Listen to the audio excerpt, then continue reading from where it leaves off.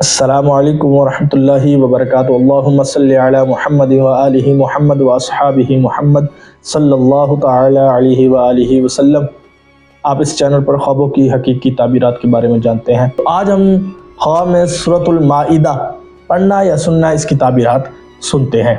تو آئیے خواب میں سورۃ المائدہ پڑھنا یا سننا اس کی تعبیرات سنتے ہیں۔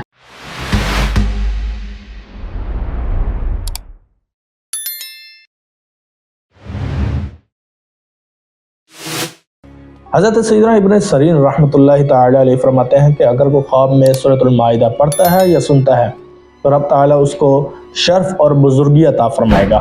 رب تعالیٰ اس کا مرتبہ بلند فرمائے گا، لوگوں کے دلوں میں اس کی عزت پیدا کرے گا۔ حضرت ابراہیم کرمانی رحمۃ اللہ تعالی علیہ فرماتے ہیں کہ اگر کوئی خواب میں سورۃ المائدہ پڑھتا ہے تو دلیل ہے کہ رب تعالیٰ اس کی نعمت اور مال میں زیادتی عطا فرمائے گا، اور فرماتے ہیں کہ اگر کوئی خواب میں سورۃ المائدہ سنتا ہے تو رب تعالیٰ اس کو صحت عطا فرمائے گا، سلامتی والی۔ تو یہ تھی خواب میں سورۃ المائدہ پڑھنا یا سننا اس کی تعبیرات۔